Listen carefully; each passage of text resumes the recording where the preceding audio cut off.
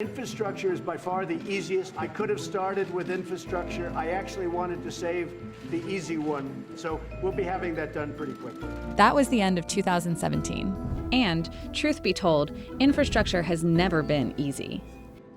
It may not have made the Broadway show, but Alexander Hamilton was trying to convince the American people how important infrastructure is when he wrote about it in the Federalist Papers.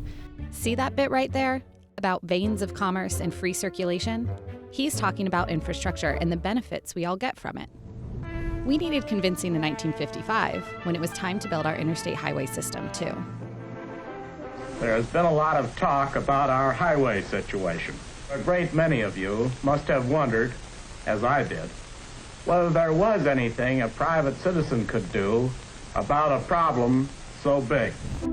The heart of the problem has always been, who is going to pay for it?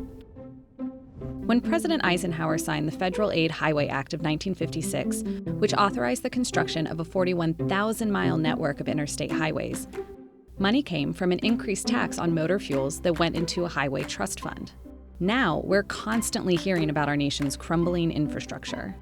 Crumbling infrastructure. Crumbling infrastructure. To crumbling infrastructure. The crumbling of America's infrastructure. And the D grade that civil engineers give our roads and bridges. D+. D+. D+. D+. A D+. That doesn't get you any TV time. Infrastructure has even become a punchline for late-night comics. When we're at a point where the Secretary of Transportation is struggling to decide between using the word unsafe and the word dangerous, we might have a problem worth fixing. To drum up support for a plan, the administration has attempted an infrastructure week so many times, it's now earned an entry in the Urban Dictionary. So, where are we when it comes to the government actually doing something about infrastructure? To answer that, we turn to Bloomberg Government's Shaun Courtney. The American Society for Civil Engineers estimated in 2017 that our needs were about $4.59 trillion. So the number is quite large. Infrastructure is currently paid for mostly through the Highway Trust Fund, federal motor vehicles, fuel taxes, so diesel and gas taxes that you pay when you go to the pump. The problem is that neither of those taxes have been increased since 1993. So that means that we're spending at 1993 rates with current dollars, which means there's not enough money, especially since fuel efficiency has increased in that time.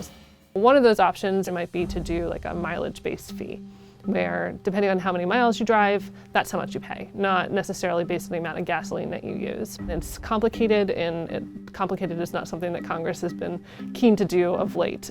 Congress loves a real deadline, and since they know that that's not the actual deadline is when the money runs out. The money runs out in 2021 for transit and then 2022 for highways. There's a lot of talk about maybe we could do something. Maybe Democrats and the White House could get together. The president has said if these investigations continue, I can't work with you. He didn't bring it up. We believe that the president of the United States is engaged in a cover-up.